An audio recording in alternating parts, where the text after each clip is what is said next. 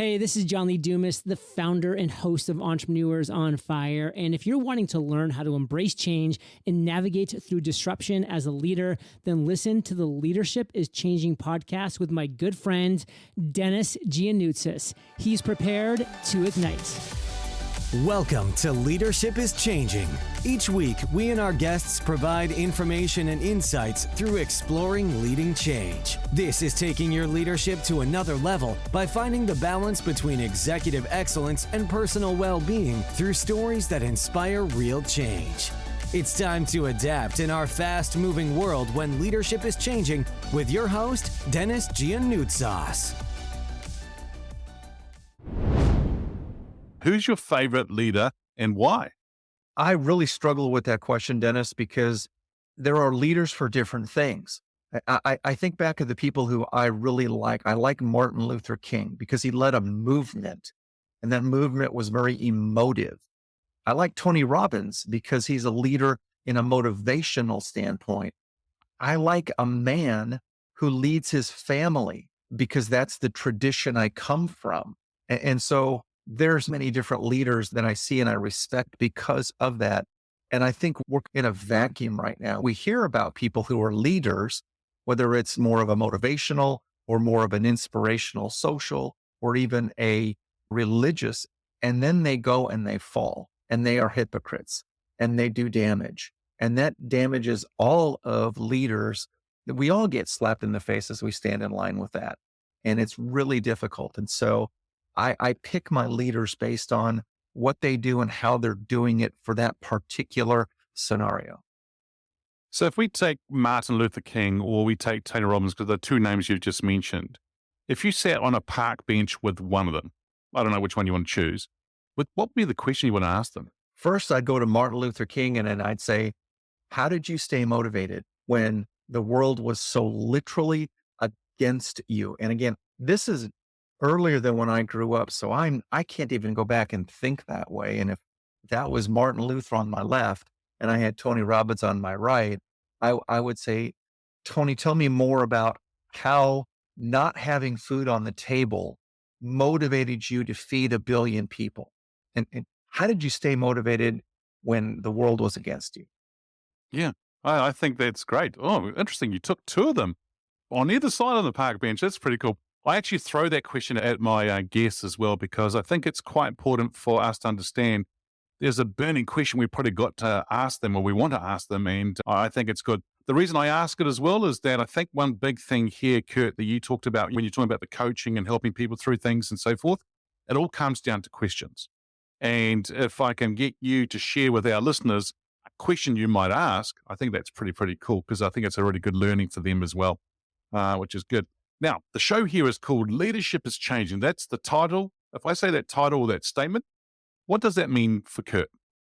I think leadership is changing from that maybe the 70s and 80s authoritative to the 90s and the early 2000s servant leader. What does that mean? And now we're moving into a coach mentoring role. I think leadership continues to ebb and flow and evolve. And I think now we're trying to collaborate because the world is smaller, technology is larger, there's more tools available for us to help in our leadership advancement. Yeah, I like that. The stages of coaching, of leadership, authority to servant leadership, and then onto the more of a coaching collaborative side of things. I love that. I think that's a beautiful way to say it, actually, because you can see the different stages. Who's your favorite leader and why? I have two. My favorite from history was actually King Leonidas. I don't know if you've heard that one before, but I was always fascinated with the Spartan culture when I learned about it coming up, and just the sacrifice that he made for his people and how he held off like a massive army with, there was more than 300, but roughly 300 people, was the strategy and the thought that went into it and the passion that went into it, and ultimately dying at the end to keep his people safe. That was, what a better story. I don't know. I haven't ever heard a better story. The other leader that I admire is myself in 5 years. Nice. Tell us more. I'm working really hard to get myself to be an amazing leader. So good on you. That's good. Yeah. Now, the first example you gave, are we seeing that being played out today in with the Russia-Ukraine side of things? Are we saying that? Kind of, yeah. Kind of? Yeah. Mm. Yeah, I think so. Actually, I don't follow media really at all because quite frankly, I'm overwhelmed with it, but I don't have time. But yeah, what I have seen, wow, that Ukrainian president's amazing. Cool. Now, I was going to ask you the next question, which was around King Leonidas, about something around that. But actually, I'm going to ask something about yourself because Okay. actually, I'm going to ask it two ways. If you were sitting on a park bench with yourself in the future and you're talking to yourself in the future and you wanted to ask yourself a question, Yeah. what would that question be? If I'm asking my future, did I move fast enough? Okay, good. All right. That's good. And Did I move fast enough? Did I bring in the right people? Did I bring in the right, like right now I'm doing a capital raise. So I'm learning all this right now. So did I bring in the right investors? Did I make the right decisions? Yep. Obviously 5 years from now, all I need is a thumbs up. and that's all you need. So, an interesting question. Now, your number one favorite, or your first favorite that you shared, if you were sitting there with the king and actually having a coffee there and talking with him, what would be one question you want to ask him? Oh man, there'd be way more than one question because I'm intellectually curious. So I would want to know all about the hoplite and like how they actually use their shields. And I don't know, I'm a geek about that. I would get geeky into the culture and maybe even him growing up and how he passed his trials to become king and some of these other things. Mm-hmm. Yeah. I don't know. I would just, I take that as such a learning moment that I would have so many questions. I bet. Yeah. It would be wonderful. You could do that. Just imagine it, eh? Be pretty cool. Yeah, Yeah. it would be awesome. Yeah. Can you make it happen? Yeah, sure. Sure. Now, the title of the show is called Leadership is Changing. When I mentioned that title or that statement, what does that mean for you? One of the things that I talk about, one of the things that I've been learning lately is that with this great resignation that we're having here or the great reset, however you want to categorize it through the pandemic, the people have changed. The mindset has changed. And it's not really about going to work for somebody and making them wealthier and getting very little back. And so I think with this time that we had, a lot of people got to think about what was important to them. And so there's been a shift, and the shift is that it's not about the money so much anymore. It's about growth. It's about learning. It's about things that are more important to that person's career other than just sitting in there and pushing a button, advancement. And so when it comes to leaders, I hear a lot of leadership pushback and my staff doesn't want to come back and they don't want to do this and they're being difficult. You got to listen to your people because right now people are voting with their feet and it's very easy to just go get another job. And it's very easy to get something that like is more in alignment with what I want. And so I think as a leader, you really need to go back to your values and drill down on what are the values of my company and almost are we living those values and are these values being utilized in such a way we can attract the right people and repel the wrong ones? Mm-hmm. Yeah, spot on. And if the organization is not living their values, what needs to happen? It's no secret if they're not. People figure it out very quickly and people leave. So if you're hiring people and you still have attrition that's going on, that's where you're failing. It's not because, it's purely because people are just not going to put up with it anymore, right? And it's not because they're flaky people. It's because most of the time they got sold something different than what they experienced when they started up on day one. Yep. You should be honest about who your company is. If you are an environment of hunters and it's all about, hey, look at it, you eat what you kill and we're going to stab you in the back. If you're not looking, you got to be on your guard. Then you need to hire people that thrive in that environment. Don't hire people that are into collaboration and teamwork and a kumbaya environment and expect that they're going to do well because they won't. And then again, it just all comes back to those words on the wall. If you're not living them at a leadership level, then nobody's going to leave. Nobody's going to live those. And it springs from the top down. So whatever you have, those words on the wall being, you should be honest with yourself. It should be those things that are valuable to you. Yeah. And you're talking about the walls on the wall, the words on the wall. That's the value statement or whatever the values are of the organization. And Rick, sometimes they think it's so important and they go and laminate it and then they'll put it on the wall and it's everywhere. But the thing is, if you don't bring it to life and you're not living it every day, then it's just a bunch of words, as you're saying, right, on the wall. And that's all it's doing. Yeah, it should be a language within the organization. I always state the example of Amazon. Amazon does an amazing job of they make decisions based on their leadership principles. And you can see how they've grown throughout the years. This was early on back when Amazon first sprung up. They always hired for value alignment first and skills second. And everybody else has it flipped. It's all about the skills. And then, oh, we think we'd like to have a beer with you, so let's hire you. Who was their favorite leader? Favorite, probably I'd have to say Mandela, just because I can't imagine being jailed for 27 years and then coming back and forgiving those guys and then bringing them into your new government. I've read several of his biographies, and Mandela's number one, I think, Gandhi, and then Zelensky is way up there too. What this guy's doing is amazing. He's just became a leader overnight, or he had it inside somewhere and it just came out. Amazing. It was almost like he was practicing as that actor / comedian who was actually mimicking the leader, and then he was like practicing, and then they made him the leader in real life, and a lot of the Western leaders laughed at him, I think, and then he's now showing them the kind of leader he is because of what's been happening and the way he stood up. And you mentioned the word before about the courage to get started, but you also talked about how to endure and not to quit. I think he's actually showing that. But also the other word you said was tenacity. And I think he's showing that in spades. Would you agree? Oh, absolutely. Absolutely. He's standing. I loved it when they thought that he had run away. He says, no, I'm here. I'm staying. And somebody offered him a flight out, and he said, no, I don't want a flight out. I just want help to fight this thing. What a tough guy. I love it. Yeah, it's good. Yeah. Now, if you were to have the opportunity to sit down with Zelensky and for a coffee, or Mandela on a park bench somewhere, what would be one question you might ask them? Obviously, you had that inside you. It just came out. But how? Where did you learn that? Did your parents teach you this? Where did it come from originally? I'd want to know that.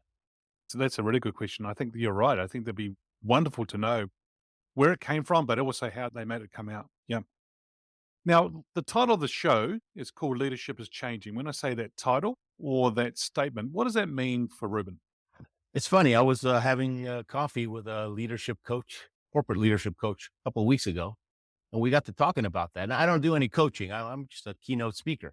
I'm the guy that tries to inspire people to, take action, basically. And we got to talking about leadership and how today it seems everybody's soft, and not everybody, but a lot of people seem to be soft, and they don't know how to take criticism.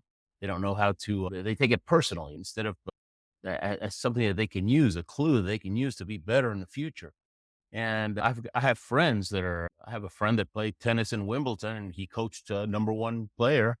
And he says today's players, as soon as you get a little tough on them, they run. And then the parents back up the kids instead of backing up the coach. My dad always backed up the coach, right? The authority figure. I've got teacher friends that say the same thing. My sister-in-law is a math teacher, and she says it's so tough because you try to teach these kids, and as soon as you get serious, they start whining. So it's this attitude, this soft attitude that I'm sure makes it much more challenging for a leader to do their job. And do you think, I wonder if it means also that some of the leaders are getting soft, or is it more the employee side of things? That I'm not sure. Huh. I hadn't thought about that, but it's almost mirrors this political correctness stuff where everybody's walking on eggshells instead of saying what needs to be said. And so it's a sad state of affairs, really. I'm not sure I know what the answer is. In fact, my first coaches were my second coach. He was a 3-time world champion and a 4-time Olympian. And this guy was tough as nails. He was like General Patton. But we followed him because he'd been through the minefield, right? So my dad always said, the best way to cross a minefield is follow somebody in their footsteps, right? Somebody that's crossed it already. And he was tough. And then I had another coach later. He was an American. He had a different personality. He was more of a field person, but he could get in my head better than the tough coach. And I was able to develop more as an athlete from this coach that understood how the mind works. He could get in your head than a coach who knew the technique, but maybe he was a great athlete, but not as good a coach. And when I say coach, just think, or if you're listening out there, just replace it with leader or coach, boss, leader, mentor. It's the same thing. Yeah, I think you're right. I think it's amazing. So how can we get into people's, and I'm not saying that you need to be a mind reader. I'm not saying that you have to go and manipulate people. We're not saying that at all. What we're saying here is that we are actually working with people to get the best out of people by understanding what makes them tick. And I think the people that would have worked with you, Ruben, was to understand what made you tick for you to be the best athlete that you could be. My kids did judo at the Olympic Training Center for about 7 years. And they trained under the U.S. coach. And this was the first American to win a medal at the Olympics in the sport of judo. And this guy is another guy that's very tough as nails, right? But he has a soft side too, but he's tough underneath. And when we first went, our daughter was 10 and our son was 6. And he said, we're going to have to manage your son's expectations because girls, they mature faster, and she's already 4 years older. She's going to do better. I said, Coach, whatever you say, we'll do. So Grayson, our son, he, for the first year and a half, he didn't win a single bout in 6 tournaments, right? I tell him, man, you know what the ceiling of every dojo in Colorado looks like. You're always on your back, but you're growing, buddy. You're growing. Don't quit on me. One of these days, it's going to pop out, right? Just like it popped out in Zelensky, right? It's going to pop out, right? Because you have to win the personal victories before you can have the public victory, right? Meanwhile, his sister, Gabriella, she's winning medals left and right, right? And so it was very tough for him, but he just kept going. Before the 7th tournament, coach says, I think, keep an eye on him. I think he's going to do well this time. So he wins. He brings his medal. He's all so excited. And I told him, hey, yeah, the medal's nice, but you know what I'm proud of? I'm proud you didn't quit when 99% of the people would have quit. That's what shows you're a champion, right? You take that attitude anywhere in life, you're going to be a champ in whatever you want to do. And so here you have another coach that's tough, right? But he has a soft side. He knew how to talk to the kids. He knew how to make it fun. But at the same time, I'd seen him kick out national level guys from his team because they were cussing at the dojo. He wouldn't put up with that. So he set standards. He wasn't soft. He just knew how to be kind and to get people to understand that he cared for them, that he had their best interests in mind. And it's a team effort, right? The coach's job is to teach and to correct and to lead the way. And the athlete's job is to work their tail off and do whatever the coaches say. And if they both do their job, they have a better shot of the team winning. And that's business or sports. Yeah, absolutely. I love it. And I like what you talk about. You keep saying about popping out, how it just pops out. There's a guy here in New Zealand, or a New Zealander, he's just become #1 squash player in the world. And he became world champion and things like that. Now, he's been #2 or #3 for years, and he's playing against the same guys. But all of a sudden, the last 6 months, something has popped out. Something has changed. And they were actually interviewing him yesterday, saying to him, what's changed for you? What has actually changed? And he's, the coach and I have talked about a few things more, but something's just popped out. It's just happened. And, Well, they say that. yeah, Well, and his it was mindset. fun. He broke through. Something broke through. Yeah, something has broken through. Yeah. So you're New Zealander. I was trying Yeah. to figure out. Okay, I got to tell you my New Zealand story then. Go for it. About a year before the Salt Lake City Olympics, I had a terrible crash in St. Moritz in Switzerland. And I broke my hand, broke my foot, but that's easy. You wait 6 weeks and it's put a cast on for 6 weeks and it's fine. But I couldn't afford another sled. And so I made a list of all my luge buddies who I could borrow a sled from. And Adam Cook from New Zealand luge team, he lent me his. He says, but you mess it up, you don't fix it. You buy me a new one. I said, done, Adam, you got it. But Adam's shorter than me. So it was a little bitty sled. But I qualified for Salt Lake and I raced in Salt Lake on that little bitty sled because it was better than sliding on your rear end. You do what you can with what you have right now. No excuses. And that's another leadership attitude. Before, when I was training for Vancouver, one of the races was going to be in Lillehammer. I'd never raced in Lillehammer before. And I needed to do well because you have to get enough World Cup points to be in the top 40 in the world. And so I went to Lillehammer about a month before for a couple of weeks training. And coming out of curve 13, it looks like, it's just a trick of the mind. It looks like you're going to hit the wall. And so I would make a little jerk motion from the sphere, and that would put me into a skid. And I get myself out of the skid before 14, but I lost so much time that I would have blown the race. And coach said, what's going on? What are you doing, man? You're coming out, your line out of 13 is fine. And then he showed me on the videos that, yeah, my line was just as good as the best. I said, man, it just looks like I'm going to crash. Well, relax. he was saying it the wrong way and he wasn't helping me. I go back to Houston and I've got a friend who's a sports psychologist. And he said, bring your sled and let's see if we can fix that, right? It's just a mental block. We lay it on his living room carpet.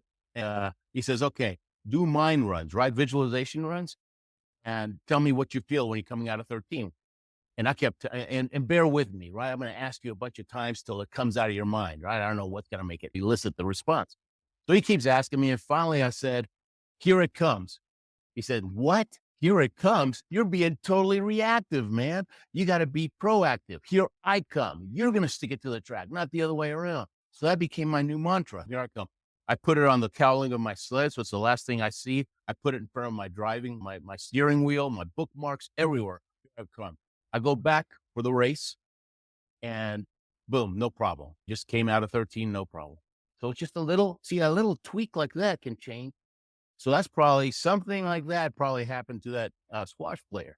Something happened that tweaked some kind of mental block and that bumped him up from 2 to 1. He's not going back down. Thank you for listening to this episode of Leadership is Changing with your host, Denis Gianoutsos. Each week, we and our guests provide information and insights through exploring leading change, inspiring executives and leaders to adapt and lead a bigger game in a fast-moving world.